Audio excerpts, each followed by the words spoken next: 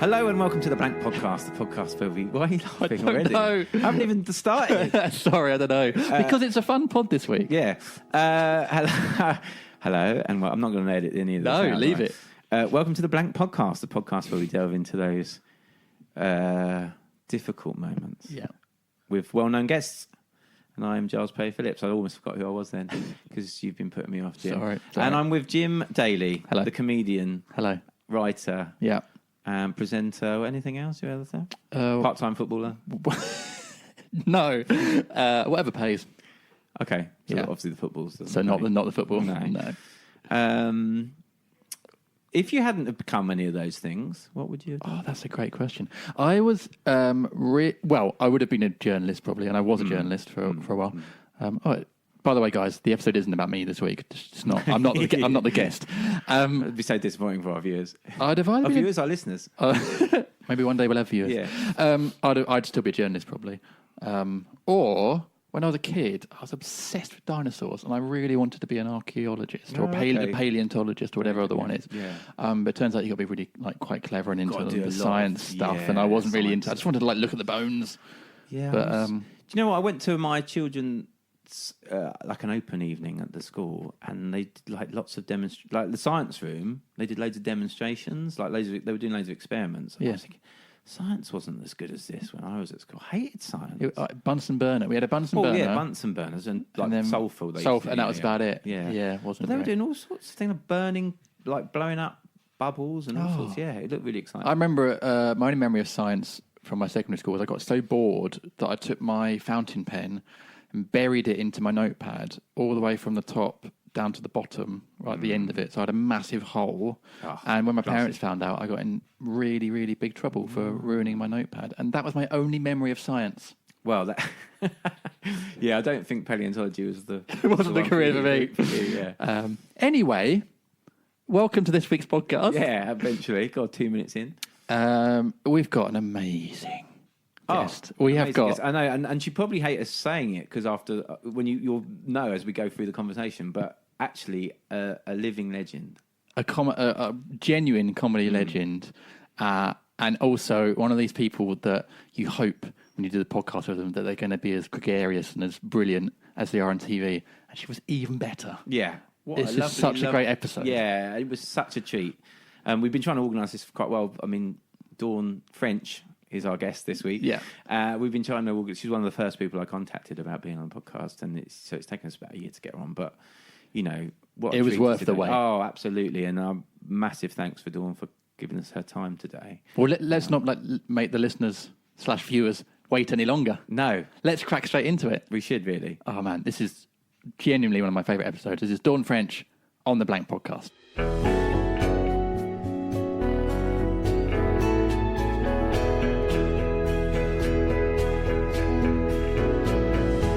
Yeah. That's very Steve Wright, isn't it? Very Steve Wright. Steve Wright. Yeah. Oh, my God. Are we It's going got down his there? own posse. We've already become that commercial. Got his posse. Do they do, is that, obviously, I assume you've been on Steve Wright's I have, show. a few times. Is that a genuine clap? Because it does sound almost like it's been... No, it's definitely edited there. in. Definitely, because he's always got Tim There's quite a few of them, isn't there? with him. Tim, and there's a lovely woman, I can't remember her name now, who's there as well. Thank you so much. Thank you. What did you get? I got a cappuccino. I know. I'm crazy when I come to London. I know. I got a mocha. Because we don't really have these in Cornwall. What, cappuccino? Well, rarely. Cappuccino. Rarely. You have a bit of sort of frothy milk on a top, but This, posh. He even asked me what chocolate I wanted. There was 2 types of chocolate. There was it a Belgian one or... Oh, Nutella. This is the 75%. Nutella in coffee. Yeah, I wasn't sure about that. That's why I went for the other one. Just like a... Just because they're Spoon 2 in. things we like doesn't mean they should go together. Exactly. Really. I know. If he dolloped it on the side and I could just sort of eat it alongside, that would have been better, I think. Oh, God, nice. Yeah. Nice. So Okay. you have no nut allergy then, I'm presuming? No. Well, is it hazelnut in Nutella? Yes. Yeah, I think okay. it is. Just I think it checking is. that, okay. So I know somebody who wants to eat it, but has a It's normally peanuts, isn't it, with Nutella? Peanut allergy. It's peanuts. But would you risk it?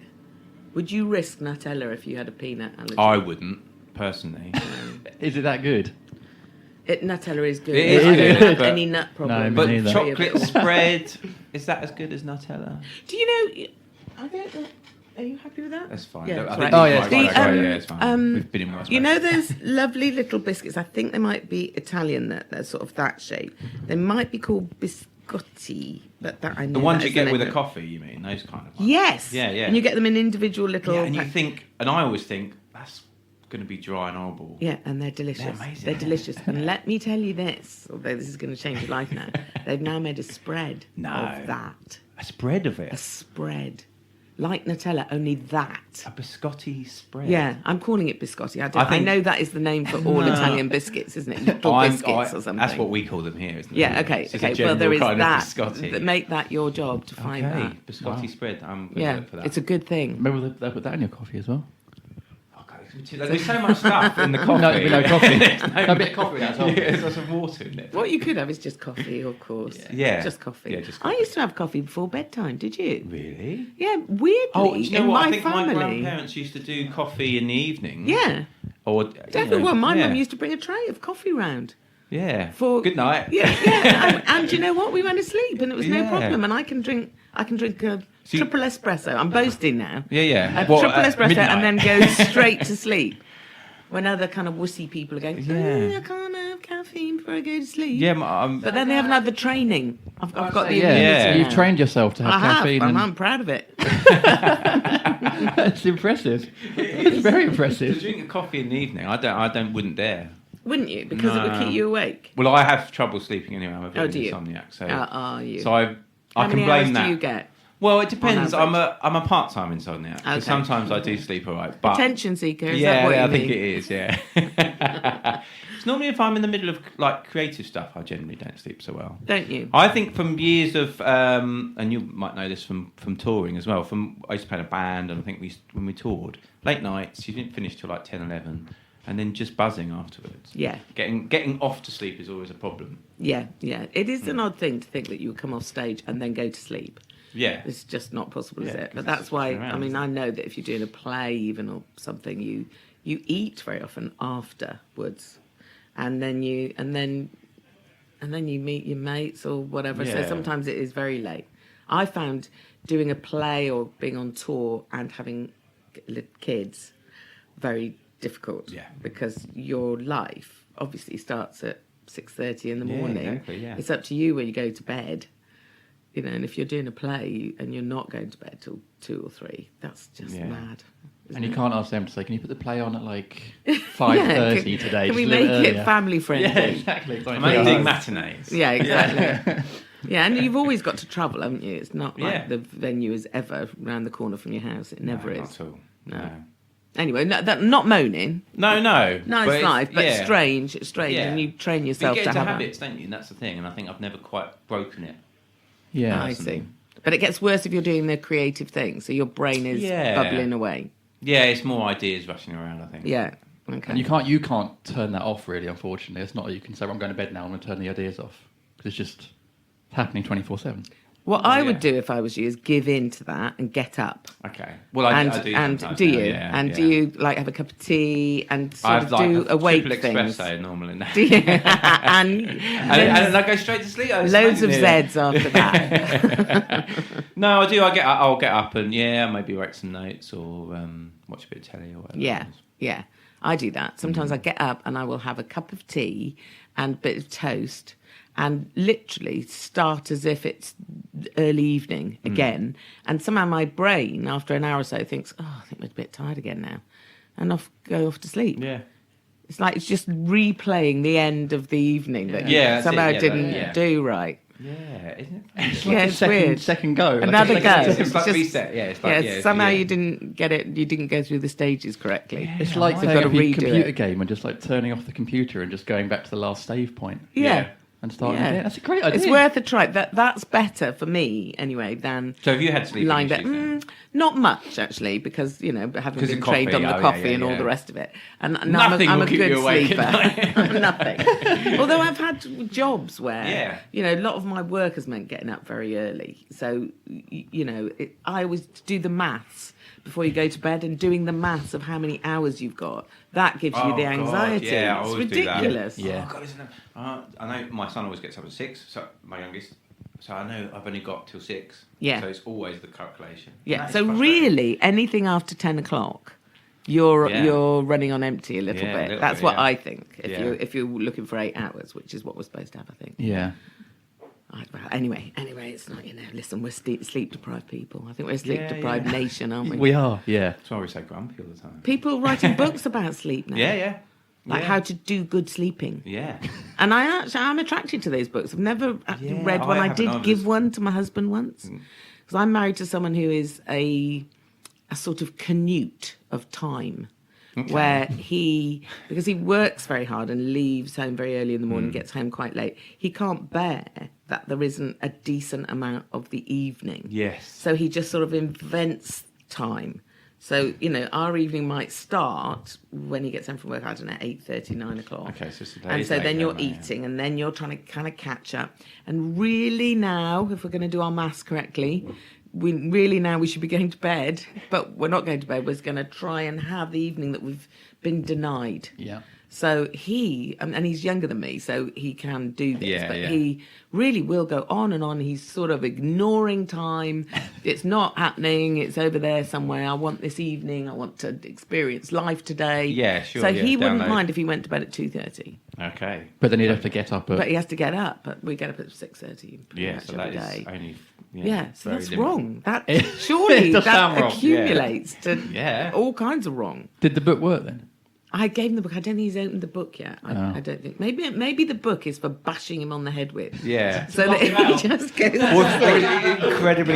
incredibly boring book. That It just sends is you an thinking. issue, I think. If you Yeah. have different sleep patterns to your partner, blimey, that is big issue because you can get so ratty about it. Well, my wife and I just had a baby, 9-week-old baby. Well done. Thank you. So that I didn't do anything. She did most of the No, work. I know that. I so know that. so- And by well done, I'm saying well done to her. Yeah, thank Yeah.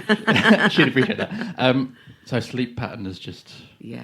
it's like a bombshell. What are Completely you on? changed. Every 2 hours or something? Every 3 hours? It depends day to day.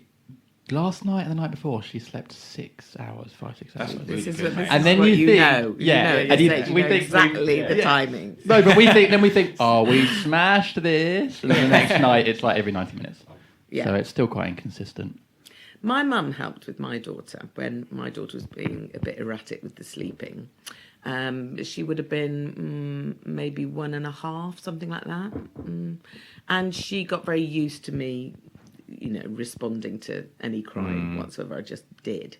And I know I wasn't supposed to, but I did. It's hard. And my mum said, right, we are going to stop this. I will sit outside the bedroom door because, of course, my fear would be she's going to choke. Yeah. She's going to, Oh, God, she's yeah. very distressed. I still do it now. Go in and check my course. children. Yeah, of course. They're You can't breathing. stop I that. know, it's mad, isn't Yeah. it? But my mum said, I will sit like a sentry outside her door. I will not let her die. You will not respond to all this crying. You will not respond to it. And she did it for a couple of nights, and then we were off. We were off Really? and running. That quickly? She learned no one's going to come. So, and I could hear her kind of soothing herself back to sleep again. It was just very. But we have her next to us, and any noise she makes wakes you up. Any gurgle, anything that you think, I haven't heard that before. Yeah, Something's happening. yeah, absolutely. It's fine, 99% of the time. And but- in your nighttime tortured imaginings, you do think that's a noise. That's a devil eating her. Yeah. There's something in the room, something weird and Yeah. supernatural. It's got Fox hold has of got our in. baby. A dingo is Exactly. eating our baby. Those in our classic own Amersham house. dingoes. Yeah. They're in again. My daughter, have you got one of those? What do they call them? Intercoms, baby alarms, where you've got them in the room with them, and then you walk around. the with them. This monitor is sort old of We fashioned. do, yeah, but I mean, she's my daughter's still with 28, us. so this was a long Yeah, time yeah. ago. So when she was very little, we had a thing where we could hear her, so we could hear the gurglings, or hear if it was a screamy noise or whatever. Spend the entire Hear if there was evening any doing that. dingoes in the room with her. And it was a two-way thing. So you could speak to her on it, although we'd never done that. We'd only used it to listen. And one night she was making all kinds of noises and sort of keeping herself awake, keeping herself amused and singing and laughing and whatever. And I thought, oh, come on now. And they started calling for us. And I thought, no, this is no good. So for the first time ever, I put it onto the setting where I could speak to her. And I said, now it's time for bed now, Billy, night, night. And it just went completely and utterly silent. And then she said, night wall. she genuinely thought the walls were talking to her. I mean, how terrifying for a child to have that. So, somehow you've got one of these devices, you need to have the kind of trial run. That's night wall. Simultaneously terrifying but adorable. At the same I time. know. But that's when we realised this is an odd situation. Did you find you had to do that every night from then on? No, I didn't.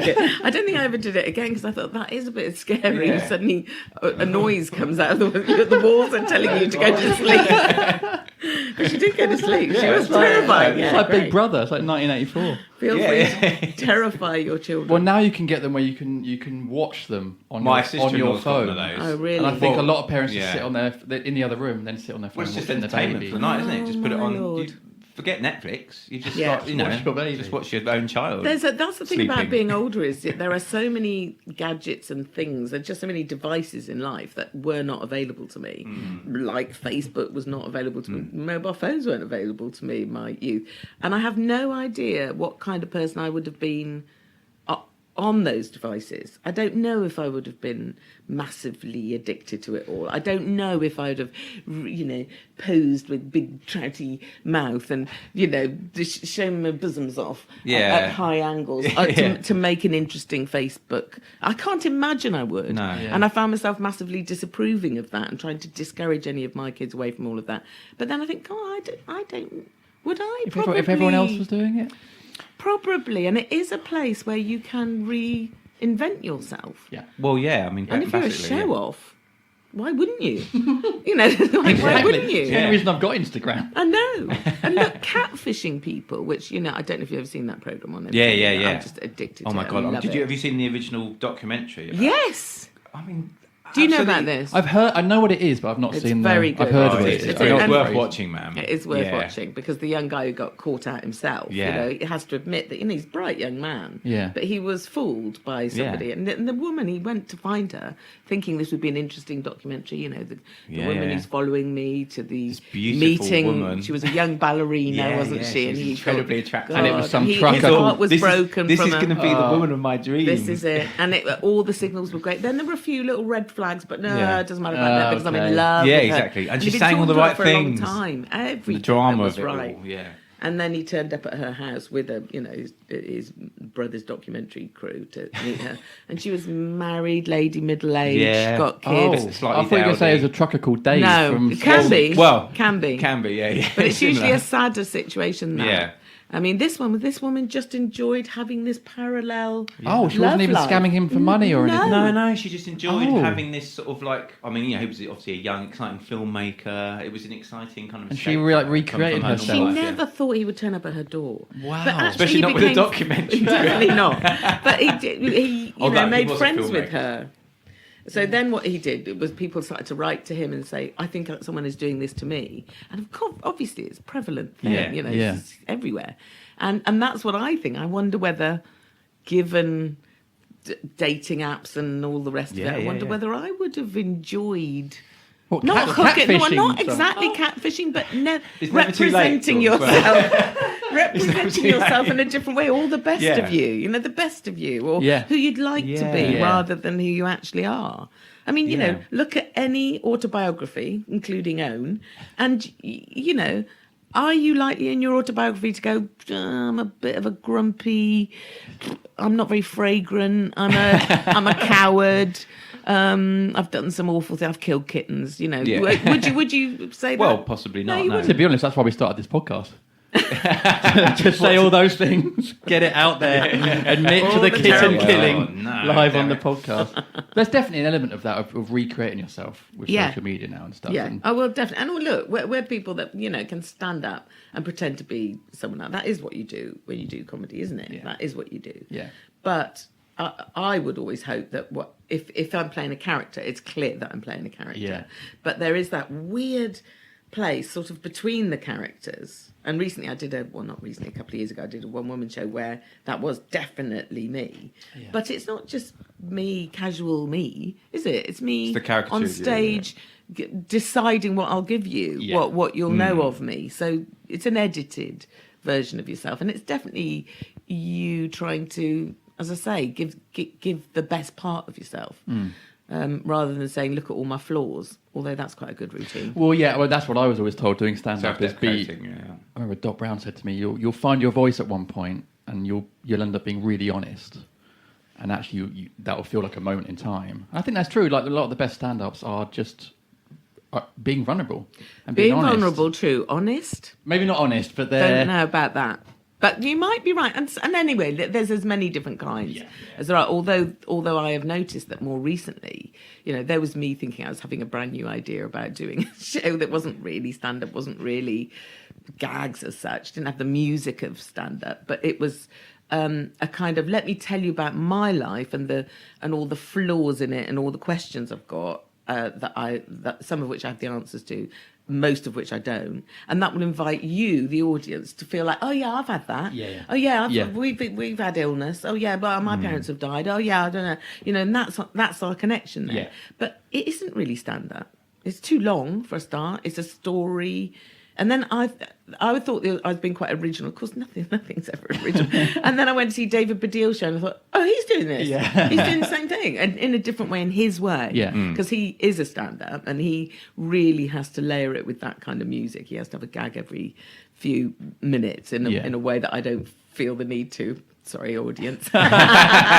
He's definitely better bang for buck for that. But he was telling a truth about his mum and about his life. And I see that lots of people are doing that. In Edinburgh, you see lots of shows. Sarah Kendall's show was like that, and Katie Brand's show was like that. An hour's a long time. An hour's a long time in Edinburgh. Yes. So people are doing less of, I guess, what Bob Monkhouse would have done, which is tell loads of great gags, really well-honed, good, solid, slam dunk jokes about his wife. Yeah, exactly. Yeah. His sort of pretend wife, or maybe his real wife. I don't know. But now people are genuinely going, I've got a kid that's got autism, and this is what it is like to live with that kid, and here's some funny stories around it. But it's not quite the same as that. I mean, so there is an honesty in a way. But it's more like, I think if you go up and you either a comedian that goes up and you tell jokes about the mother-in-law or whatever, and everyone knows you're kind of fibbing, it's not real, but they go along with it. Or you're someone that goes up and you do tell things and you expect the audience to be along with you and to relate to it. It's someone like Hannah Gadsby with the Nanette show. Yes. Which is unbelievably raw. Yes. But so honest. Yes. But also so funny at the same time. Very funny. So there are different ways of doing it. But I went to see her new show just last weekend, Douglas, in Brighton, and it's extraordinary because she's, after having said, of course, that she was never do comedy again, here she is doing comedy again. Good, thank goodness. Yeah. But she's changed the game now, for her, certainly, and for many of us. She's changed it a little bit now. So when you watch her, it's prickly. Yeah. And she's got something to say that means something. She no longer did. And I think that was the point of Nanette, was that she's just saying, I don't want to be pointless anymore. And I certainly don't want to be telling jokes that are at the expense of my community, when actually what's happened in my community is this rage. But she's skilled enough to sort of unzip you, tell those jokes, tell you that story, and then zip you up before the end of the show. That's what Nanette was, I think, because she did zip you up at the end, although she said there'll be a little gap left where I'm going to leave you with some feelings. Yeah, what a skilled woman. Unbelievable. I love the joke about the favourite sound in the world is a teacup hitting a saucer. Just beautiful. You're talking about sort of David Baddiel. He was doing sort of similar idea, but he will never do Dawn French You know what I mean? So you can No. you can have same ideas, Yeah. but it will always be you. Yeah, definitely. Yeah, definitely. I mean, what I've never done, I don't think, and I'm not sure I could. I could have a go at it, I guess, but I don't know if I really even want to now. Is a stand-up, solid half-hour, just me and a microphone, and jokes. I've never done that, and I do really respect that.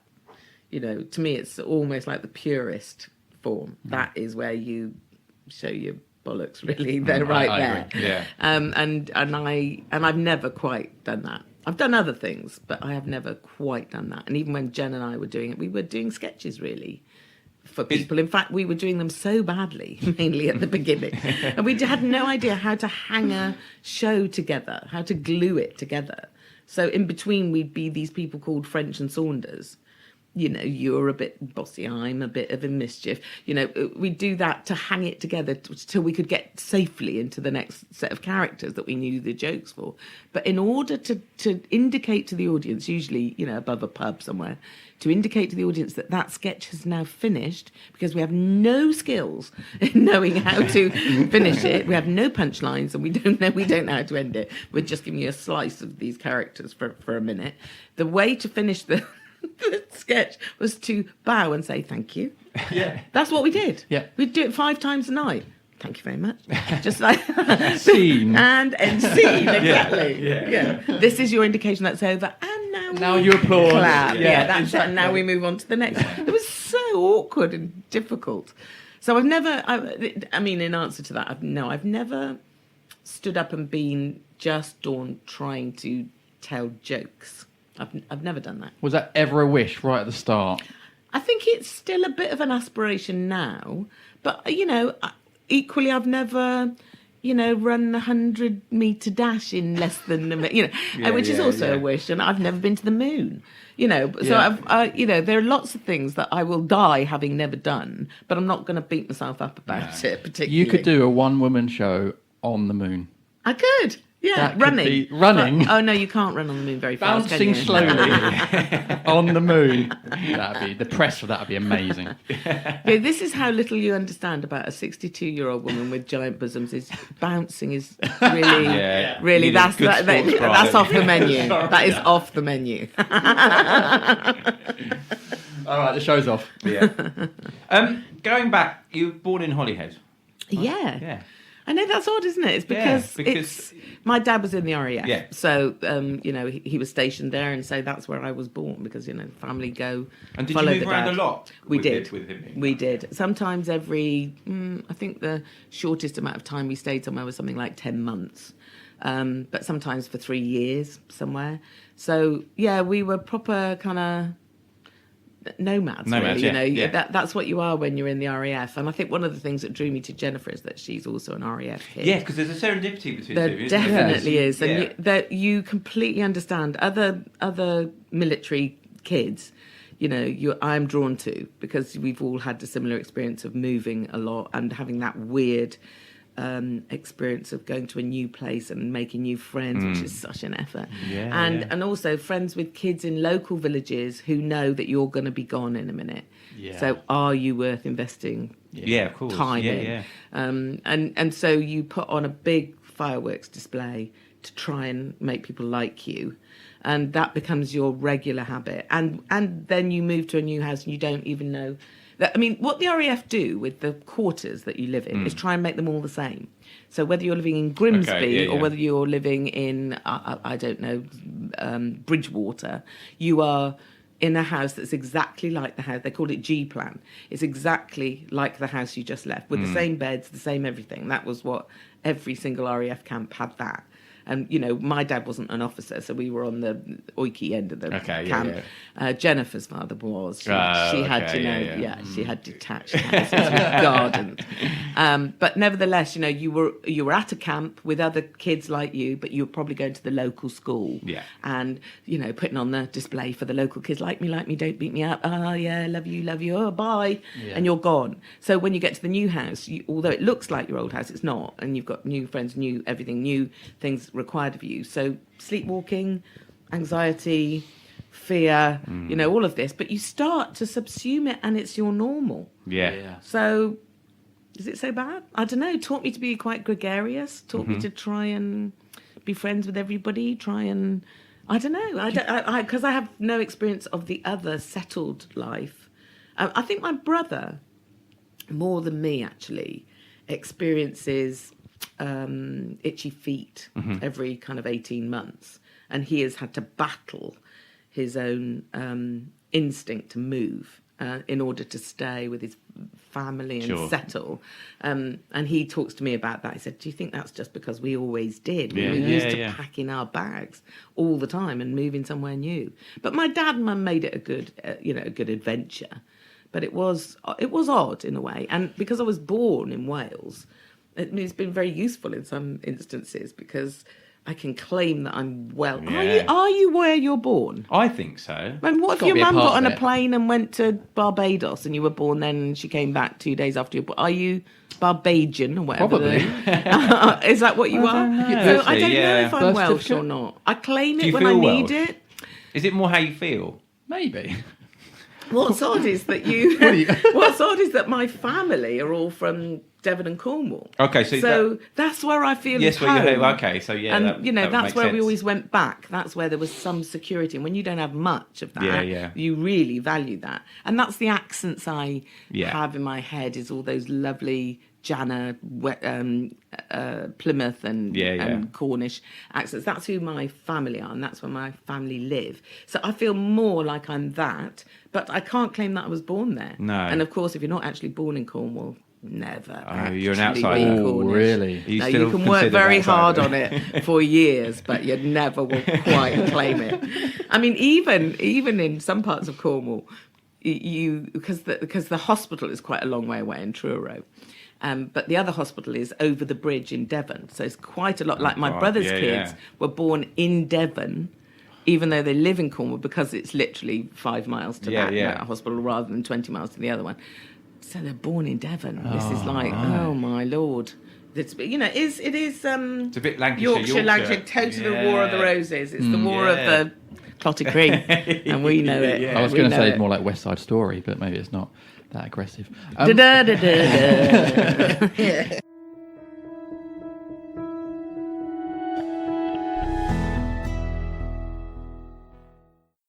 Do you think then, if you weren't sort of moving from RAF base to base, that you might not have been a performer then, or do you think that was always in you? Interesting. I don't know. I don't know. I mean, I think in my family dynamic, without a doubt, my dad was a bit of a storyteller and more of a show-off, and I was more like him. And my mum and my brother were the sort of receivers, if you know what I mean. Not that they didn't have wit. They certainly did have that. My brother's very funny.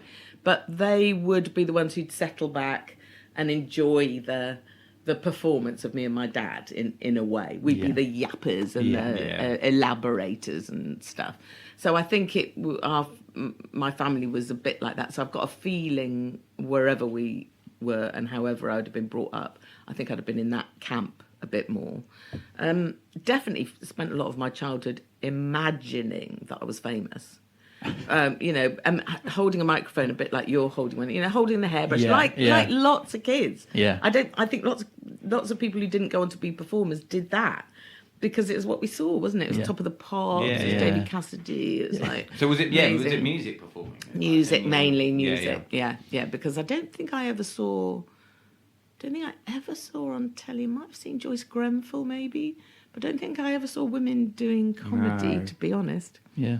Saw guys doing funny stuff and loved them, loved Python and loved Morecambe and Wise and all of that. But there weren't many examples of women doing that. So I can't imagine that I would have thought, that's a job I'd like. In fact, I don't think I ever thought that's the job for me. That came later and was a complete happenstance, really. I like the idea. This came up on the podcast recently. I can't remember who it was, about, and there was more sort of later in life, like visualising. Which pod was that? Talking about visualising. Nick Faldo, that's right. He's talking about being on the golf course and stuff. Oh, yeah. But in a way, it's kind of like that, isn't it? If you're younger, thinking about, might not be serious, but Visualising your putting goals. that idea in your Yes, putting head, the and idea seeing there. yourself do That's it. That's right. Someone sort of plants that seed for It might later just in be life. the human way of thinking. You know, it might just be that we do try and predict a little bit for ourselves. I certainly did that. I wondered if I'd ever been married. I wondered if I've ever have kids. You know, all the basic things in life. You kind of place yourself in it, in a fantasy, to see if it fits you or not. Yeah, exactly. You don't really even know what it will be. You would never have been able to imagine what having a child is like. No. You know, and you can only you learn a little bit more as you get older when you see other people doing it, but you never really know. Yeah. But you will have thought, I wonder what it would be like. I wonder, will we be tired? Will we be, you know, you think about it, don't you? Yeah. So I don't know if my thinking about being, you know, holding a microphone and being on stage was just a fantasy that everybody I guess we has. kind of create our own movies, don't we, of our lives? You know, We do. Yeah. I did later have an experience of doing exactly that very successfully, I think. God, I blow my own trumpet here. But anyway, I think you're allowed. a bit later. I'm sorry if you're trying to go chronologically. No, it's fine. You can But right. I was lucky enough to get a scholarship to go and study in New York, straight from school. And when I got on the plane to go to New York, I was very afraid. I mean, for a start, I had won this scholarship by debating in a debating society, and it was the English Speaking Union, God bless them, still exist, and they were doing a kind of 12 kids from America were going to come to England and live with English families and have an English experience. 12 kids from England were going. How old are you at this point then? 18. So I went to. I knew I was going to America, and they give you a form saying where would you like to live if you could choose. And at that point, you know, I'm a country girl, riding horses, you know, I've never lived in a city. So my choices were Oklahoma. Yes. I imagine, you know, big saddle. Yeah, on the ranch. You know, Mustangs, kind of, you know, that kind of, you know, cowboys. Yeah. That's what I thought America was. So because every other kid put New York as their top thing, perversely, they gave me New York. And they gave all the other kids Oklahoma places. And so I was very sad that they'd given me New York. I thought, oh no, that's like, because all I knew about New York was like Telly Savalas and then you get Kojak, murdered, don't you? yeah. You get murdered every day there. So I was thinking, I'm going to get murdered. Yeah, Oh, that's awful shit. being murdered. I'm never going to get over that. But when I got on the plane to go to New York with my little bag, and my mum and dad had given me a couple of £100 that they saved up, and I remember thinking, these people that I'm going to see now do not know me, so I could be anything. Yeah. And so what I'm going to be is like a bit New Yorkish. I'm going to be confident and sort of funny and sharp and, you know, popular. And, you know, I'm just going to be like a New Yorker. Not that I knew what any of Just that thinking, was. just looking at I that. guess, yeah. Various pictures of New York. And on the plane, I made that decision. So I'm sure this is a proper technique of. It's probably got a name. So when I arrived, I was a bit like a heightened version of myself. I wasn't really scared dawn. I was confident, British, go, you don't know me, this is how we are. We're all like this in Britain. We're very easygoing, you know, bring it on, whatever it is. We're not stiff upper lips. No, we're not at all. I was exhausted most of the time from Yeah. keeping this up. I have to say, I was very glad to get to my bedroom and put the light on, like, and off again, and see. But funnily enough, if you fake that confidence, you can kind of catch up to it. You can create your confidence. You think, I like this skin. Yeah. Look, people are responding to me very positive, especially Americans. You know, they don't like an apologetic Brit. You know that, and so luckily, I by chance happened upon a bit of confidence. It didn't quite belong to me, but by the time I left New York, it did belong to me. That's amazing. So you can project a little bit into a person you'd like to be if you try it on. But it's weird because it's fake. But I love a lot of it comes back from reaction. If you see people reacting to you in the way you hoped they would, oh, this person's really confident and funny and great, then you're like, well, I must be on some level because that person says I am. It's obviously your ability, but we're all made, aren't we, of the sort of dynamics of your family, you know, of all the kind of mistakes you've made as well, and all your humiliations and all your wankiness. You're that as much as you are all your fun. But when you decide to give someone, again, the best of you, you think, I like this. Actually, Yeah. I'll drop all that other stuff. Yeah. And let's be this from now on. It's not a bad thing to do, but it is, for that minute, it is a bit fake. And I would say, going back to what we're talking about with comedians, you know, there are people, look at Ben Elton, for instance, when he first started. He created this cheeky Charlie, sort of cockney person. And I know some people could not cope with it because it wasn't quite Ben. Yeah. But it was the Ben he wanted to give, and it was the Ben he wanted to be, and it was the Ben that suited the comedy that he was doing. So it is Ben. Yeah. You know, Yeah. if he's allowed to experiment with that and see, it's part of him. It's just that he's offering that part on stage, you know. Well, and we have so many different parts to us. And We you're do. talking about, you know, chucking away the wankiness and stuff like that. But I think as well, because I feel like every day I think, I'm not like funny Jim today. I'm being a bit wanky. But actually, it's most days. But it's okay to embrace that bit. I think. Yeah, actually, it think, is. oh, okay. So today I'm having a day where actually I'm a bit lower than normal. Whatever. Yeah. I'm a bit wanky. But that is part of me. I don't have to be on it every day. Absolutely not, because if you were funny Jim all the time, you would be the uber wanker. Yeah. Which is a great name for an Edinburgh show. I'm noting that one down. Uber wanker, that's your new show. Yeah. No, but you might Just think it's come an out and insult the Uber crowd. wanker. Oh, yeah, true. It sounds And a then- bit like an Uber. Yeah, true. wanker. And then they think Yeah. about cabs maybe. Yeah, but, you might have to think it through. I'll think it through. I'm still working on the old first show, but yeah, I don't know. It's interesting 'cause I think we beat, as performers and creators, I think we do beat ourselves up a lot about not Well, necessarily we talk being about imposter perfect. syndrome a lot, don't we, as well? Yes. And All I think the that's time. probably Yes. an antithesis to that. Well, and I think some of that is down to the fact that you're having fun.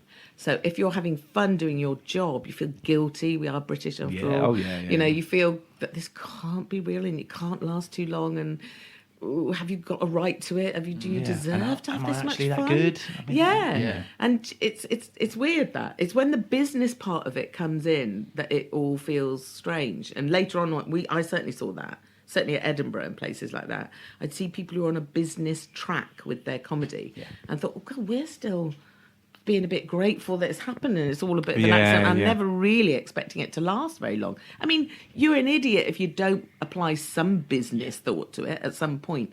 But if you change to that track, I don't know how funny you can be." Did you ever have that moment then where you thought, oh, okay, this Well, is... when I knew that I had to, because I was a teacher for a while, and I was doing the comic strip in the evenings, and the others weren't. That was their job, and I had to make a decision because we had got offered a chance to go on tour to Australia, and it was right in the middle of term time, and I had kids going through O levels, and you know, I felt very tough. guilty. Yeah. It's Very a decision guilty. to make, isn't it? It is, and in fact, somebody made it for me. The headmistress of the school made that decision for me because I had to go in and admit that I'd been moonlighting at night, and I had to say, "Look, I've got this chance to go on a tour, but I've got kids, you know, and I know I'm going to leave you." I mean, I was a very young, new teacher, but as it happened, the head of the drama department, which was what I was teaching in, was in a bit of a state, and so I, as the junior probationary teacher, was holding the department a bit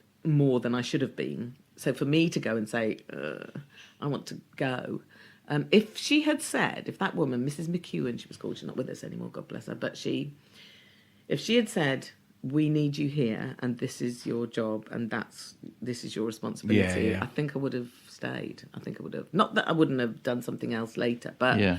I think at that point I would not have gone on tour, and that would have been difficult because Jennifer then probably wouldn't have, you know. But she said, in all her wisdom, when I knew she needed me to stay there, and it would have been easier for her if I'd done that, she said, "You will never forgive yourself, and I'll never forgive myself if you don't give this a go. Off you go then." Thank you for the permission to Yeah, do it. You yeah. know? And I've tried to remember that with anyone who has come to me to ask to move on to something, you know, people I work with or anything where you think, "Oh no, don't go now," or "Oh yeah, God, don't have a baby now, we're just gonna," you know, or whatever. You think, "Oh, stop it, of course, of course," you know. But you do have that first thought of, "This doesn't suit me, what you're about to do, your decision doesn't suit me, it inconveniences me." But then you've got to have the next thought, which is, of course you must go. And the fact that she was so generous with me really helped. She must have watched your career with so closely. Well, because, maybe she did. I didn't have much contact with that school after I left it. Actually, you don't, do you? You move But she on must have and been so you're proud of nice, you. That would have after- been nice to think. Yeah. I'm sure she was. Yeah, but I thanked her often. So I just want her family to know that she made a selfless decision. Yeah. Well, it's funny. That again comes up in the pod a lot, doesn't it? We've had so many actors and comedians and people talk about one person somewhere who made a decision or said something or said you should. Who was it? One of them said you should stop dancing. You should go into acting. Yeah. And they became an actor. And it's just sometimes it takes someone else. Saying, No one said that to me. You should stop. I tell you what did happen once to me. In a little fouisson that I had with Keith Allen once, he told me that I was an idiot for trying to follow this career that would never go anywhere. And this was back in early comic strip days. Yeah. When he was a bit of a, what's the right word? Can't say on the... You can. A little bit of a cunt. Yeah. He and I like him very much, and he was our sort of rebel part of the comic strip. He was always a kind of satellite person, would come in, destroy things a bit, shake it up, and go, because he was busy being massively rebellious everywhere else, and I liked him for that.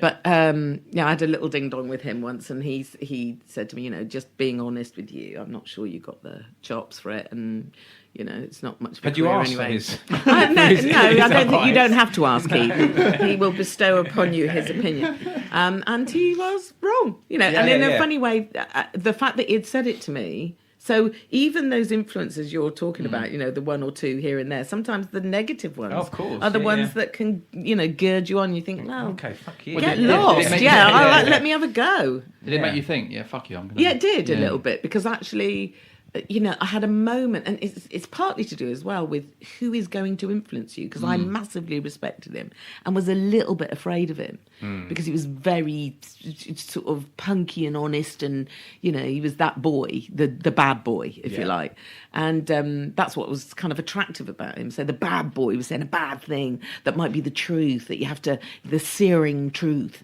and I thought, oh God, you're telling the truth. No, you're not. No, you're not. Yeah. Oh, you're the wanker. Yeah. Oh, okay. Okay. I'll on I go. And that teaches you a little bit about following your own instincts and learning when somebody might be saying Yeah, and something wondering for what different their reasons. what their motivation, What their agenda is, Yeah, exactly. Yeah.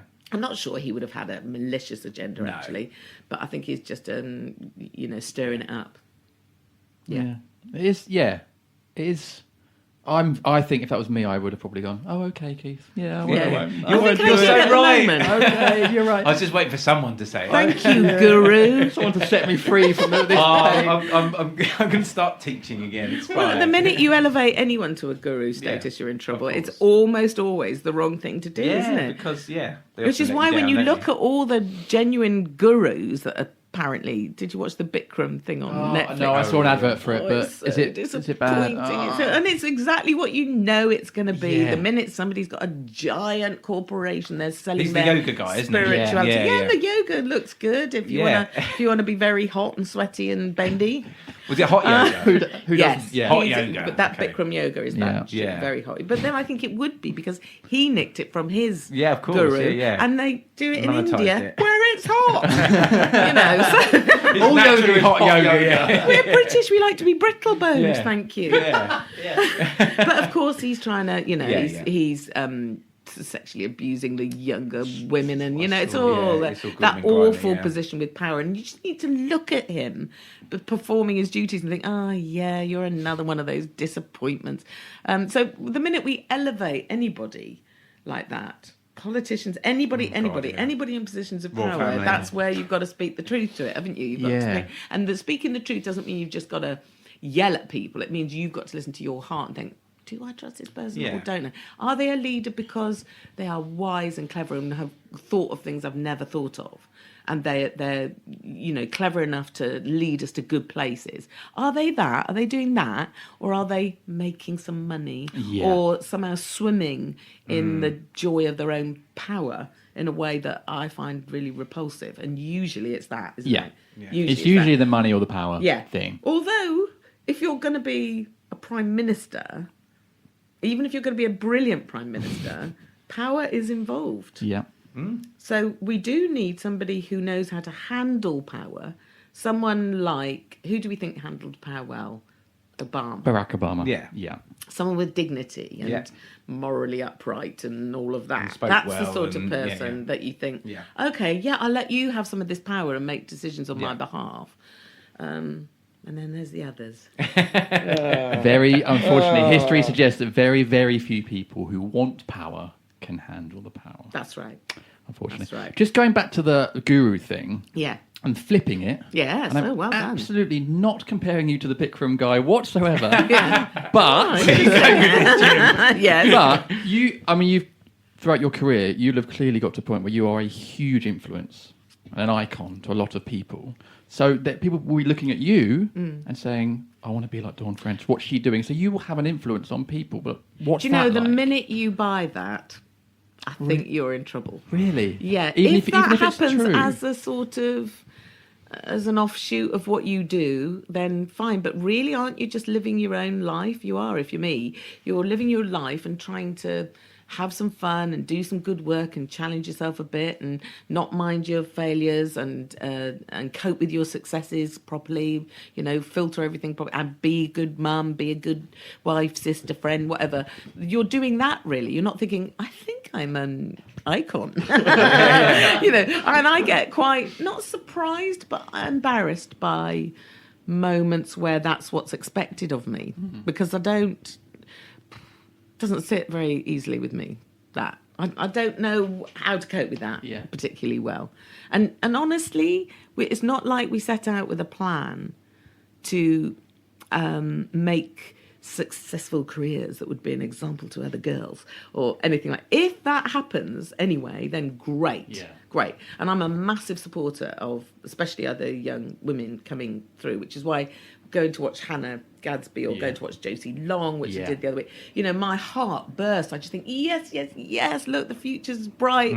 This is, and these girls will influence other girls, and that's good. But your influence is just because you're doing it, surely. It's not because you're especially brilliant at it or you're somehow being some kind of guru. I think that's the problem is, you know, you have to step back a little bit from the moment when you're revered. Although, as you get older, the praises you get are basically for just still being alive. And I'll take those. I'll take that. Well done. It sort of fits my big problems that I have with getting awards. I have really horrible conflict about this in my head. Jennifer has no such thing. She sees it all as a total game. Stop asking about it. You know, get off your high horse. But I have a really weird principled thing about it. It's an integrity thing, is it? Is it? But then that makes me sound like I've got the integrity. You who receive the awards don't have any, and I don't feel that. It's just I don't know how to sit happily alongside the work that we do, which is in the arts, of anyone judging the arts. I don't know who is equipped to judge. Because it's just, look, you know, if you are giving out prizes to people who've sold more cars than other people, it's a fact. Yeah. If you, Jeff, in Basingstoke, have sold 500 cars and you, Kev, in Exeter, have only sold 3, Kev's the winner. Why was I Kev in that scenario? Jeff is the winner. You know, the one who sold the most is the winner, and that's and then you know, and that everyone would have to accept that. And there may be circumstances by which Kev couldn't quite sell the cars, and maybe nobody next door wants a car, and blah blah blah. But it's sort of finite, isn't it? It's tangible and whatever. But if you're in the arts and you make a comedy program. And you, Jen and Dawn, and then you, I don't know, other people who make comedy programs are all put in a line together. I don't know how to choose from that. What is what's the criteria? We've laughed more, we like you more, I don't know, what is it? So I don't know. It feels fraudulent to me to say this person is funnier than that person. This one's better. Yeah. Well, I'm thinking, look, if you're all in this category where you've been judged, and then there'll be a whole load that haven't been even included, who are good and deserve any kind of merit, then how do you choose? And I don't like the panel of people. I don't. I then look at them and think they're all a bit suspect. What's that bloke doing on the panel? What's he Keith done Allen's to on choose? there. Keith Allen's we choosing. didn't win that The year. Uber wankers on there. But and then you think, well, she hasn't. Well, she has never been in comedy. Well, so I did. Then it makes you question all that. So it's too fraught for me with all kinds of inconsistencies and stuff. So I decided many years ago, after I'd been to a couple of these things, one in particular where Len was up for something and Judi Dench won in his category. And I remember thinking, I don't get this. I don't get it. Comedy? Not that she wasn't, because she was in a sitcom and she Yeah, was very good in it. Yeah. But it was when it was comedy performance or something like that. Sure. And you think his life and what he's done, it's not comparable to what she's done. And Yeah. she's brilliant and she gets loads of awards for everything she does. And I felt bad for him that he lost, apparently. And that that's the night. thing, it's losing. It's isn't the it? losing and the feeling, I'm not as good as, done you, the clever one, I'm not as clever and the as camera you. pans around to you where you're like, So awful. I don't know why we do it to ourselves. Yeah. And then I did realise why we do it to ourselves, because we're making another television show.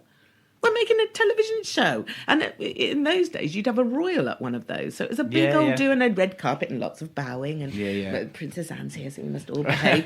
And then, you have this parade of people, comedians trying to be funny and not say fuck. And, and we're wearing interesting jewellery or with a good suit on and nod to everybody. And I suppose I also thought it was probably corrupt. There's a certain equal amount of the BBC projects and ITV projects would win. And you think that's all stinks a bit. So I just distrusted all of it and felt uncomfortable. So I said, I'm stepping away from this. And it doesn't matter. It doesn't affect anyone. This is just my decision. But it does affect people. It does, because then the producer of your show goes, please come to this. We're nominated for we've got a table and every seat on the tables costs 250 quid and we might get a second series and so it's business, and you think, I'm not even allowed to have my feelings about this without affecting everybody else. So have you been made to, not made to go, but have you been coerced into going I to was things even, but you didn't want to be there? I received letters telling me that it was unlikely that you'd be awarded if you didn't bother to turn up for the fourth year in a row. Way. Yeah, I've had that. And you just think, is it a prize or isn't it? Yeah. But it is a prize, decided. but they're making a TV show. Yeah. And I get, the Oscars wouldn't be great if the people didn't turn up, would it? Yeah. Is it great? I don't know. I mean, it's a fashion show, isn't it? Yeah. And we love it. Believe me, I love it. In as much as I like to sit and watch the Oscars by shouting a lot at the television. Yeah. And then I feel equally awkward when people don't win it right. I just can't cope with it. Yeah. So I stepped away, but I'm in a double act. Yeah. So it's tricky. It's difficult. When Especially if the other person's all right about the it. other person, listen, we've done plenty of work separately where Jen was bang, bang there. Ab Fab won loads of prizes and I would send her flowers to say, well done, you twat. Whenever she did, with my cocktail of jealousy. I saw you on the telly. And, exactly. On my high horse, I don't go to those things anyway. You have what you like. Yeah. Take any awards you like. Take all our awards. Yeah. But, she went on to do plenty of stuff where she didn't have the problem with it that I did. The only time we ever had an issue was when BAFTA offered us a fellowship. Oh, right, okay. And because I had not gone to anything for years and years and years, it was just absolutely par for the course that when the agent called up and said this, I said, well, I can't, I'm not going to go to that. I can't go with that at all. And I was out for dinner with me and Len and Jennifer and Abe were out for dinner, and Jen brought it up at the table. She said, I really would like to have this one. The last people that got it were Morecambe and Wise as a double act. And, my mum would like this, my kids would like it. Did she take you out to dinner so you wouldn't No, make a scene? we were having this had all come up in the few days prior to it. And I had absolutely assumed we weren't going to, and that she knows me and she wouldn't require me to. But she brought it up and I thought, this is a slightly different, but I still don't really want to because I'll have to give a speech and we have to turn up at the ceremony and I've got to sit there and watch all the rest of it. And there's a red carpet, which means eyeliner. Oh, God. I'm not good at being a girl in that way. Anyway, I went to the loo, and as I came out of the loo, she literally took me by the collar and put me up against the wall. And she went, we are having this. we are having this. You owe me this. All the times that we haven't. And she was serious. She's got 3 brothers and she knows how to have a fight. And so outside the toilet. said, yeah, listen, if it matters that much, that's what we're doing. Of course we'll do that. And we did it, and it was a good, fun evening. Yeah. And the one kind of, for me, the redeeming feature is that if you get something like a fellowship award, you're not in competition with somebody else. No. They're just saying, here's a badge, here's a jelly, There's a recognition here's a of your nice careers. hat, you're still alive. You're still alive, You've exactly. been alive a long time, you've been doing something a long time. And they're not saying you're better than you. Yeah, no one's lost. So it was all right. It's, Yeah. You know, I'm all right with that. But it's a weirdo feeling that I think I've got problems with the sort of status or something like that about it. I'm Quaker, so it's a kind of, you know, it's all about being equal. You Yeah. don't put anybody Yeah. higher than you. You make sure that you are, you know. On the other hand, listen. A couple of years ago, they came to me from Falmouth University and said, "Would you be the chancellor?" And I went, "No, you got the wrong girl. I don't like the attention. I don't like the thing. I don't like the thing." And literally, by the end of the sentence, I was saying this. I was saying, "Would I get a crown?" They said, if that will mean that you do the job, yeah, can we'll get make one you a made, crown. yeah. I went, oh, yeah, if I've got regalia, Yeah, then I'm yeah, in. bring it on. So I'm a complete hypocrite, really, because look at me. You know, I've got a crown, and I'm the Chancellor of Falmouth University. You actually get a crown? I insisted on it, yeah. Great, big, huge What about tiara honours thing. lists then? What about, Honours lists. well, it's a tricky one, this, because you sign a piece of paper to say you will not speak about such things. Of course. Ooh, okay. I think, what's it called? That the Do you sign it in blood or something? no, it is called it's got a special terminology I can't think of now. And you know, if an offer comes through to you, you accept or decline, but you sign a thing, Okay, so thing like a that says you waiver will type not sort of- speak about it. So something like that happened, and a long time ago, and then a newspaper a few years back released the list of refuseniks, upon which Jennifer and my name is. So, you know, somebody has leaked the Leaked fact it, that yeah. we said no to an award, an honour. But that again is, I think, and actually Jen was with me on that. That was like, you know, Tory government giving it to you. Yeah, It just all yeah. felt a bit wrong, Yeah. and I didn't really understand it. And I'm not sure you should get an honour for doing your job. Yeah. You know, if you're doing something really remarkable Yeah, that isn't your saving job, lives that's or putting something, you out of yeah. it, we're showing off and earning well. Why'd you get an honour for Yeah. that? You know, I just. Do you think too many celebrities? I don't know. I can't or judge why people broadcasters don't. and things like You know, people have all kinds of needs, don't they? And the honours list has a need. Mm. And you know, I don't know if a damehood came along, would Jennifer put me up against the wall? If there was Right. if there was another, Would I take it? I if might. there was you know. another crown involved, If there was a crown, Yeah. yeah, you never know. If you just go around the palace and help yourself, We've all take what you got like. we've all got our price, haven't we? But so far, Yeah. no, that's No. not my bag. Well, I just wondered if it goes back to a bit about your like the roots of your comedy, like in the 80s and stuff, a bit anti-establishment anyway. Really, that all comedy scene was. It was, yeah, it was. Although, again, I think Jen and I were swept up. We just happened to be born at the right time. Yeah. We also had tits. And I say that because, not that that's so important, except that one of the reasons we got into the comic strip was because they didn't have any women. Yeah. And they were actively advertising for women to come and be in the lineup because it looked so un-PC that they didn't have women in that lineup with Aid, Rick, Yeah. Nigel, Peter, Lexi, Ben, Keith, you know, Arnold Brown, you know, there was all men. It was all men. And they desperately needed women. Honestly, any women that had walked in the door would have got the job. And we were quite bad at that point. Our comedy wasn't great. You know, I was a teacher. Jen was hanging about. Why was it bad? What was it? Because we weren't looking for this job particularly. She saw it. She was lazing about and she didn't have a job. And she saw an advert in the Stage, I think it was. And this is what they were doing, advertising for women to come and be at the comic strip. And she said, "Come on, why don't we do this? We could do this and do something." We'd shared a flat at college. We'd invented some characters like people do, just to amuse yourselves with your mates in your flat. And she said, we could probably do this, and it'll be a bit of money, and it'll be a job in the evenings, a couple of days a week. Why not?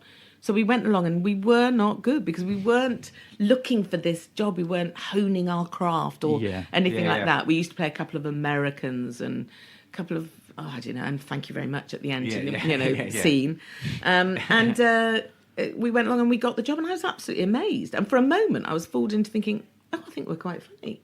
But we weren't really very funny. We were the least funny on that list. But we got better because we did it every night. Yeah. You know, in a strip club in Soho, which is now the Boulevard Theatre. I mean, it was always the Boulevard, but it was a strip joint. Now it's a proper legit theatre. It's supposed to be beautiful. And doing it every night, you gradually got used to, you know, trying to be a double act. So we got better and better at it. And eventually we got paid the same as the boys after a year and a half.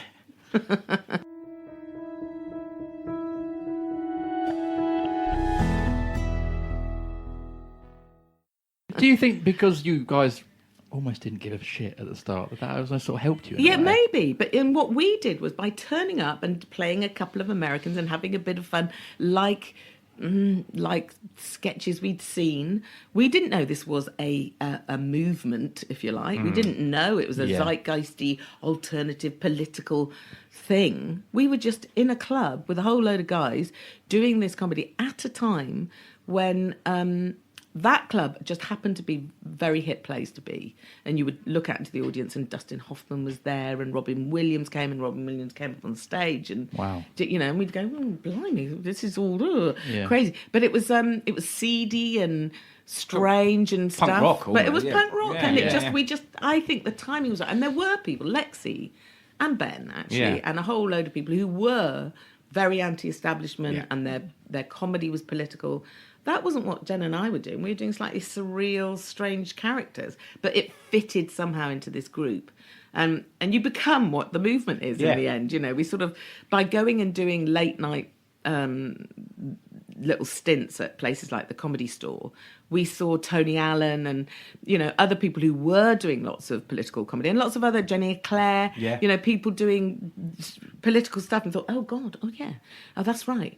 Oh, that's right, we're anti-sexist and we're anti-racist and that's right. I mean, but I have to say, in that group of people, to label us as anti-sexist and anti-racist, you think, well, yeah, of course we are. Yeah. Of course we are. We're just people living at this time where that wouldn't be what we'd be doing anyway. Yeah. But then we got labelled with, you know, we were the anti-establishment and we were the warriors of rock and all the rest of it. Kind of time where the sort of club comics were the Bernard Manning, that's right, and the that's right, Jim Davidsons at the time, who were all those things. They were all those things, and it was just changing. That's all. And now it's changing, you know, and probably we look like mainstream. You know, that's well, many years ago that would have been the case, and that's how it should be. You hand the baton on, and somebody does it better. I think going back to the sort of the award thing, and then moving on from this, I'm thinking like, because I was always told in comedy, you got to do competitions, you got to get awards, and then you'll crack on. But I've subscribed. One, I do terrible in competitions. I hate them. I subscribe to the theory that actually, if you just plough on, if you just crack on and do your thing, with, you know, believe in yourself to as much as you can. Yes. And just keep going. You will find your voice. You will find your way, and you'll be successful. That's and it's right. almost just crack on. Crack on and learn it. Learn what you're good at, and you know, get better at it. And then the cream surely will rise to the top. That's the only thing you can hope. If there's a lucky break. You know, if the lucky break we had at the Comic Strip was, you know, a producer from the BBC was in, a producer from Channel 4 was in, they gave us a chance to make some films. You know, this was all very lucky, fortunate and, what was that word you used? Serendipity, you know, at the time. You know, I would say some of the boys, maybe Pete Richardson had more of a kind of business head. He wanted to make films. He was more of a film director than he was a sketch actor. Whereas we were sketch actors happily going along. Can't believe you're going on tour to Australia. Can't believe someone's paid for your flight. And you can play your rent doing this. Yeah. And you're asleep all day and you're out with your mates at night. So it felt completely fraudulent, like you said. And good fun. So it's, you know, I think it all happened very, very quickly. If we had been required to be savvy and acute business people and plan our course, I don't think we'd be doing it. I don't think we would have managed that. Yeah. Lots of that happy accidents. But you have to put yourself in that position to have those accents. You do. You have to just keep going and just... Yes, you do. And you do have to value yourself a little bit. Genuinely, actually value yourself, because suddenly that's what an agent is doing. Yeah. An agent is saying, if you want this person, you have to pay this for them. While you're sitting in the background going, oh, that's embarrassing. Yeah, oh, exactly. It's like I'm cattle now, and you're auctioning me. Yeah. But that's where you do have to take it serious, because you have got your rent to pay, and you have got something to offer. I had that the other day. Someone emailed me about a gig in April for quite a big awards night, and they said, "What's your rate?" Yeah. Actually, I hate that question. It's horrible. So I just thought of a number and added a 0 on the end. Yes. And they have not replied. Do you think you lost the job by overvaluing yourself? I think I may have done. But Have you got an agent? Well, then, fortunately, about 2 weeks later, I got an agent. Yeah. My first comedy agent. So I then replied to the guy, CC'd in my agent. Yeah. Said, I've got an agent now, so just to let you know. more kudos. Still up for the gig, we'll let you know. Go and through he them. replied about half an hour later saying, we're still working on it. We'll let you know. Yeah, okay. So that was lucky. That was Well, very Still lucky. working on that other 0. I think I might have. It's hard. How much are you worth, It's so actually? difficult. How much are you worth? Who knows?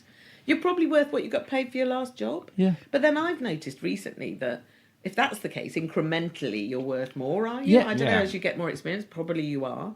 But then the world has changed around us. So the BBC has changed and they've got less money to spend on projects. So when I've done little cameos in people's jobs at the BBC, daily rate, if that's what you want to call it, is the least I've ever been paid. Yeah. Less money than in the early 80s. Really? Yeah. And then you think, the world's gone a bit Yeah. mad. But then you think, oh, okay, so we've had this sort of burst. And now that everyone has to be more responsible. We'd never have been able to make French and Saunders in this day and age. Because we would go to them and say, we're going to do some characters. We need you to build a dentist's office. We need you to build and some prosthetics that cost $3,000 each. I don't know quite what we're going to do when we're in the prosthetics. We handed them a piece of paper once when we were playing these two big fat men, and just said, we will be rude about the Queen. That was all it was, because we thought, well, when we're there we'll know what. But you're sitting in, you're having a prosthetic put on for 3 hours. You better have something to say. But on the other hand, you mustn't lose the childlike attitude to it. You mustn't write it so that it becomes a sort of comedy coffin that you're stuck by. You've got to still have a little bit of fun with it. Well, I was going to say, actually, interestingly, sketch comedy in particular has, I think, maybe been priced out of the market in a way, because you can't. Maybe. It's so expensive to make those sort of shows. Well, and also we live in the world of reality TV, where it's so cheap. It's so cheap that's that so true. even if you make even if you take everyone to Love Island, you are, the people are costing you nothing. Yeah. You've got hours and hours of telly, and all you're really having to pay for is the technicians, the actor, the couple of houses, and your cameras and your crew. And you've got hours of it. Why would you spend money on comedy? That's so true. No, and it is comedy. And should have been. Well, it is, I was going to say, it is comedy. I should have been a reality TV. Yeah, you should I have. chose The the wrong chance, career. there is still time. Keep going. Yeah, Just keep plowing on. Keep applying. So I don't know what the time is. I feel like we've been. This has I'm been all right so for time. good. I'm all right for time. So I'm just obviously like this pod's about blank moments. Yes. And sort of trying to bring it back on brand. Yes. You've done so much performing and so much creativity. Have there been any moments where things just haven't worked? I have tried to give this some thought.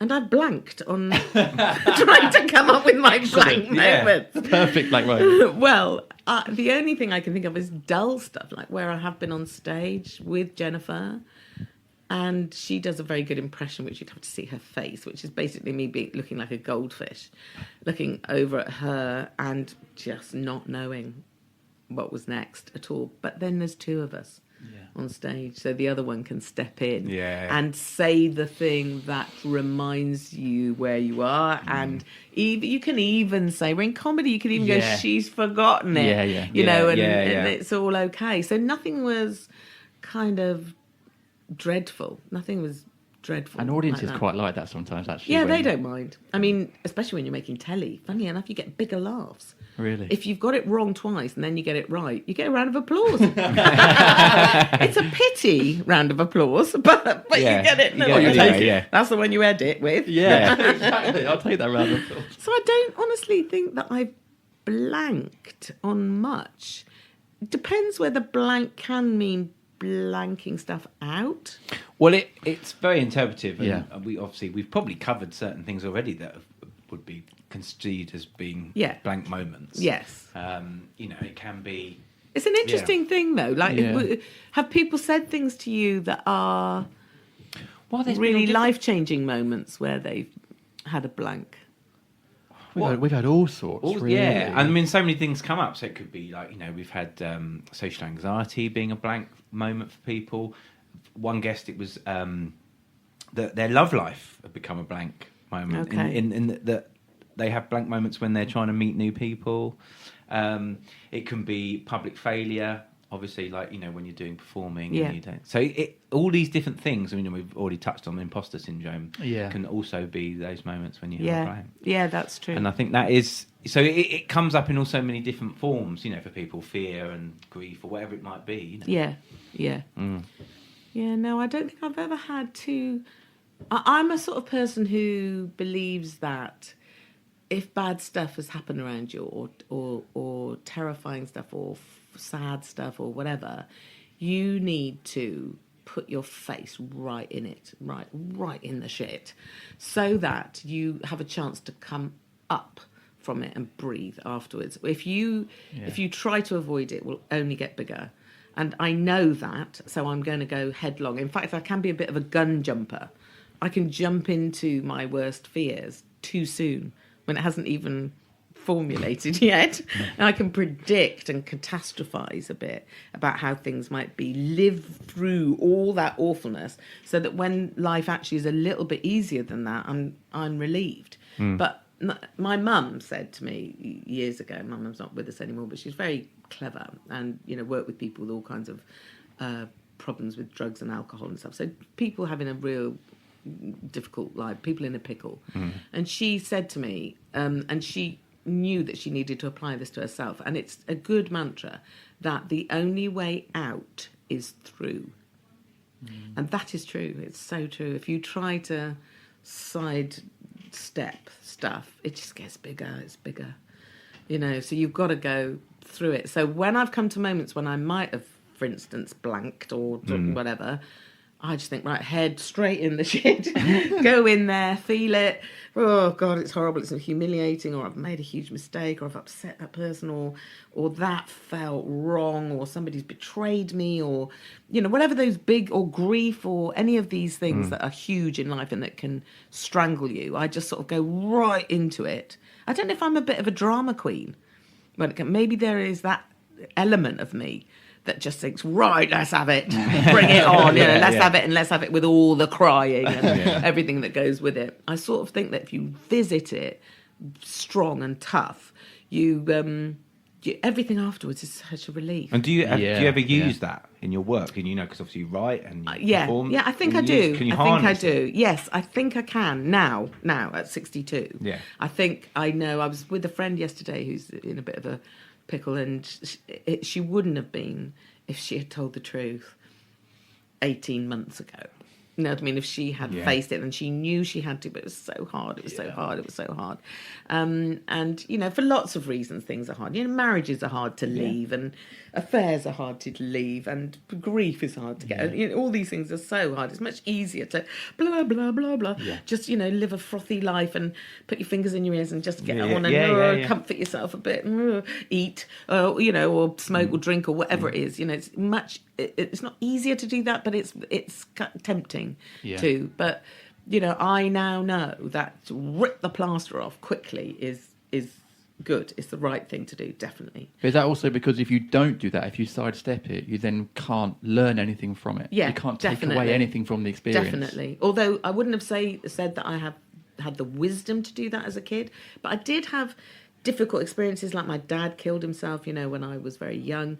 So I was in it. I was in the shit with my family. So what are you going to do? You've got to climb out of the shit somehow. So what you do is look after each other, be kind to each other, talk about it, try to understand it, try understand that it's okay to feel shit, that this doesn't make sense, that not everything in the world makes sense. And at age 18, understanding my dad's mental health is different to age 62, understanding my dad's mental health. Yeah. You know, so as your life goes on, more forgivenesses happen around it, more understanding happens around it.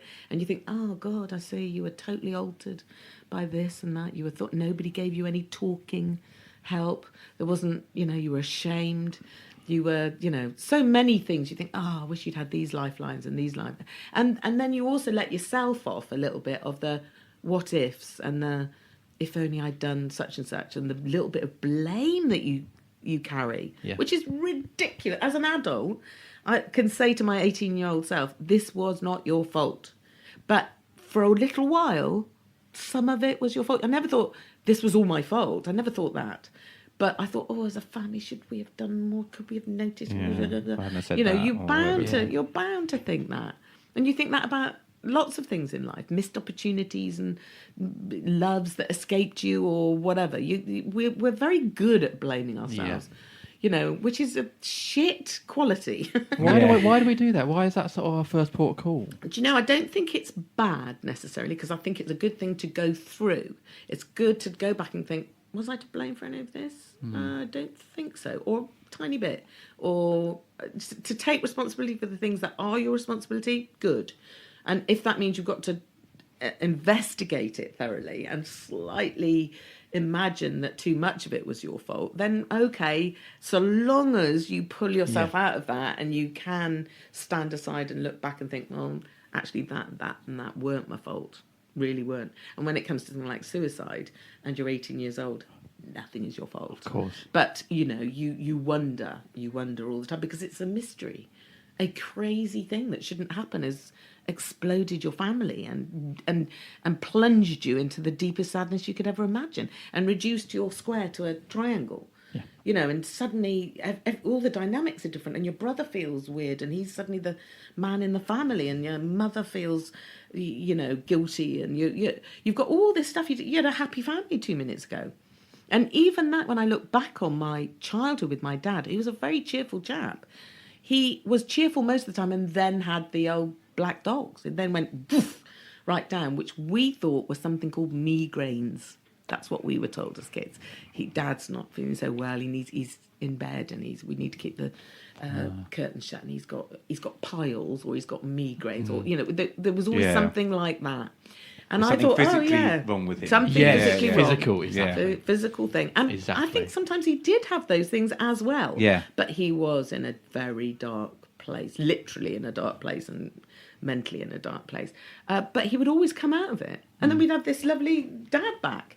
And so we didn't, you know, because my brother and I talked about this. Afterwards, we still talk about it now. We say, but, you know, my memories of childhood were a very cheerful dad. We did lots of great... Could we have ever noticed this or whatever?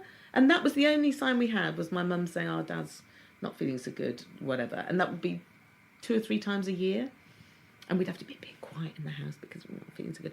And I now look back in my diaries, and there was a couple of instances where, when I was at school, my mum, who was chugging on, trying to keep the family going and trying to earn and whatever, had to go to work and sometimes do his job as well, because they ran a shop later after he left the RAF. And she'd have to run it on her own, and she'd have to go and open it up and whatever, but she'd be scared about him. So she had instincts, because he had made attempts when he was younger, all of which we didn't know.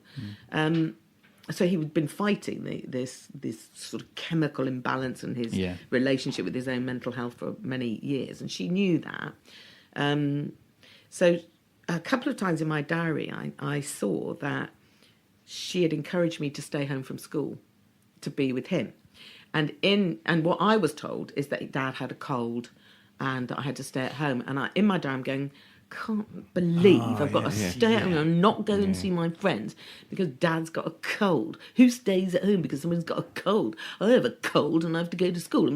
I'm moaning like this. And now when I look at it, I think, my mum has put me on sentry duty there because she would know that he would not do anything if I'm literally in his face. Yeah. Even if I'm there being grumpy and difficult and I'm aged 13, you know, that was a safeguarding when she was worried. So, you know, things like that were going on. I totally did not know that. No.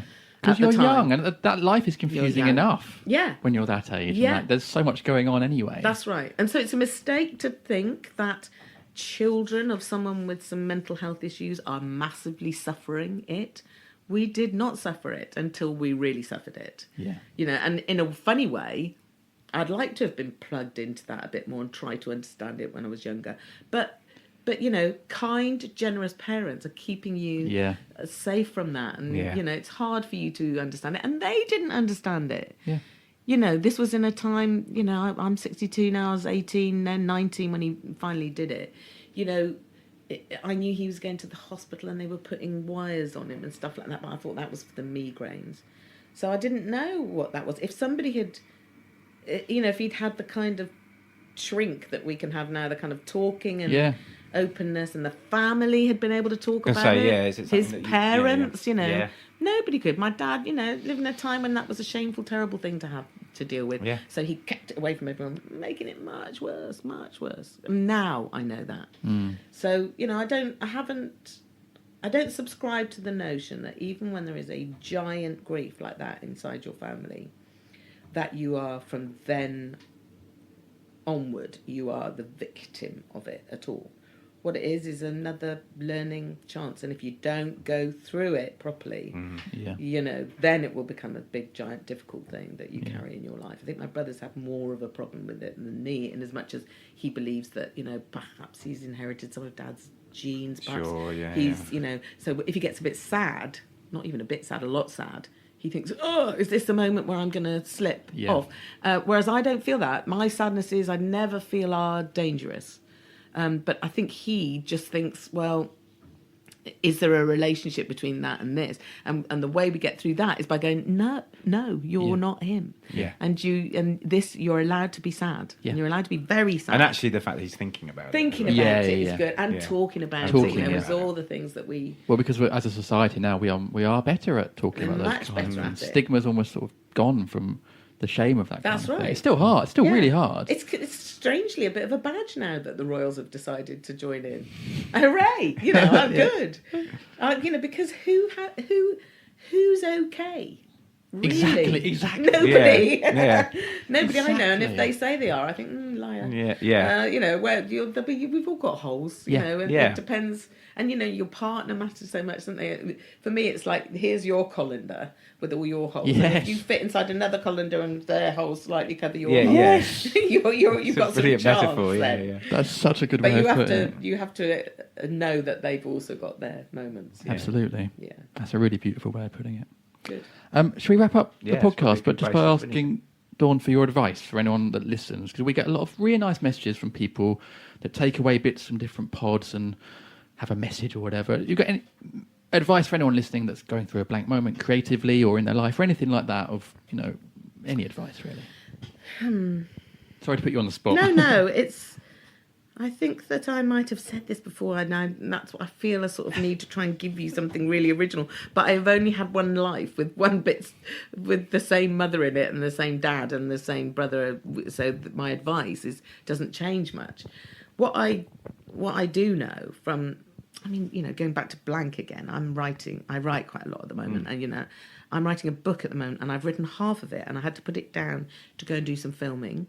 Then I tried to return to it, and that is when, you know that game where you have to keep all the plates spinning on top of the rods? Yeah. It feels like that when you're writing. You keep all the plates spinning, and then you come away from it, and now all the plates have crashed on the floor, and you cannot remember what the thing was. And that's not exactly being blank, but it is realising that when your creative juices are flowing, you get kind of quite fertile with it, and you're quite juicy, and you can keep going. When you stop is when you have to pick it all up again, and it's difficult. So I guess my advice would be, even in really difficult moments, just keep on doing it. That's what I would say. Even if you think, well, I can't do it, and look, it's rubbish. And I've had writing days where you just think, oh, it's rubbish. I don't blank exactly, but I just think, well, this is a 12-year-old could write this. This is absolute crap. But if you are writing, if you're, in my case, pencil is on the page, literally, and you're writing, even if it's just goo, fuck. You know, even if it's that. You think, Another great name for an Edinburgh show. I like the way that fuck great sits children's next book. to that. You know, but if you can just keep going and put yourself still in that room and give yourself the time to do it and just keep on going. If you want to write, keep writing. You know, if you want to act, keep acting. You know, if you want to sing, keep singing, or whatever it is, just keep going. Brilliant. Well, thank you so much for being on the podcast. Yeah, thank you. And for getting through the pod, I've got you an award. Oh! No, I haven't really. Sorry. But Dawn French, thank you so much for being on the pod. Oh, you're very welcome. Thank you. And scene. Yes. And we're done. That's the perfect way to end it.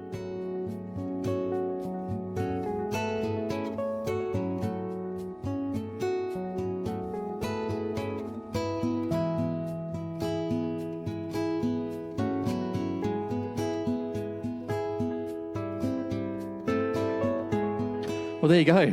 I told you it'd be a good episode. Oh, it was such a good episode. Yeah. And it was lovely because we're using a new venue today. We're down in, I suppose we're about sort of 10 minutes from St Pancras Station in Frequency Cafe. Yeah. It's got a lovely little room out the back with do podcasting. I'm sure we'll come back. This is an ideal podcast room. Yeah. It's brilliant.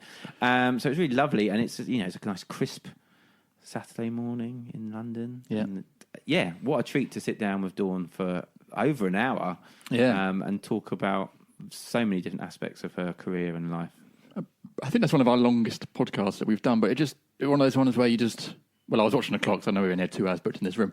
But the chat flowed so nicely, and we said before, she's such a comedy legend, and she's done so many things, but to be able to talk about different aspects of that career and open up about all the different things that have happened, and just do it in such a nice way. Like, all of our guests have been amazing, and every episode I felt like we could sit here and talk for ages. But with this one, actually, we turned the microphones off, and we did then chat a bit. And absolutely. Lots of chat off air, and I mean, Dawn's just a very welcoming and lovely sort of warm person. So you can't fail to sort of fall in love with her when you're in her presence. Really, exactly. So, Dawn, thank you so much for coming on the pod. I hope you enjoyed it. We hope you guys enjoyed listening to that as much as we enjoyed being in the room. And in fact, some people that do enjoy the Blank podcast are our correspondents on social media. We get so many nice messages. We really appreciate it. And Giles is going to read one out for us now. So I've got one here from the real AJ Young. And Not the fake AJ Young. No, the real one. She says, just want to give Blank Pod a plug because it's really good and I find it very inspirational. Still lots more for more. Start again. So I've got a text. Not shit. No, just read it out again. Just read the tweet out. We've done the. Oh, okay. It makes it easier for me. I won't do the shit joke again then. So I've got a tweet here from AJ Young. The real AJ Young is a handle. Just want to give Blank Pod a pug. Oh, fucking hell. A pug? Woof, woof. Christ. Come on, mate, you can do it. Oh, I'm a bit tongue-tied now.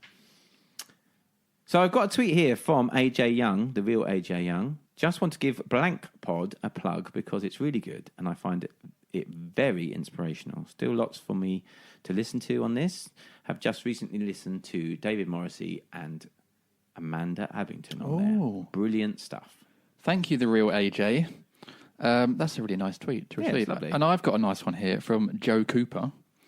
And Joe says, Blank Pod with Susie Dent. Wow, so good. I think it was our third or fourth pod. One, I think, yeah. Was excellent. Really interesting to learn about backstage at Countdown, alternative names for intestines. Oh, yeah. And arse ropes, isn't it? And that some people love the German language. We'll definitely listen again. #podcast commute. So that's nice. Yeah. Clearly Joe's listening on his commute. So thank you, Joe. That was a nice message. I've got another receive. one here, actually, I'd like to read out. Isabel Easter. Lovely message from Isabel. Just listened to an episode of Blank Pod for the first time, hosted by Giles Play Phillips and Jim Daly Comedy.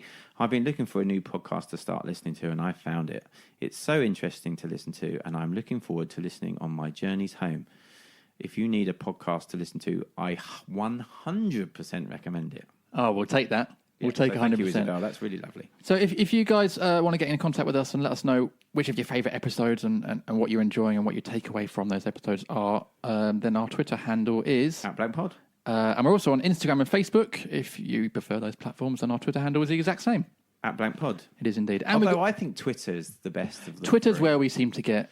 Yeah. I mean, if we're gonna rate them, I'd put Twitter first, Instagram second, and Facebook. I mean, Facebook's for died, the really, old isn't it? fuddy-duzzies now. Facebook's gone, yeah. And also, they're just unscrupulous and morally corrupt. Anyway, so no sponsorship from Facebook for us in the future. Zuckerberg's not coming on. No, he's...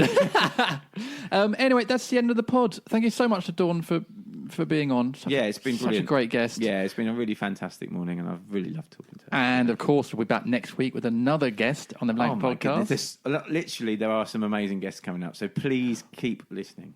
Although that will be our last one before Christmas. It will. Yeah. One more before Christmas, yes. Yeah, and it's a big It's one. a big one. It's a big one. But that's just it, really. Enjoy the rest of your week, and we'll see you again soon. Bye.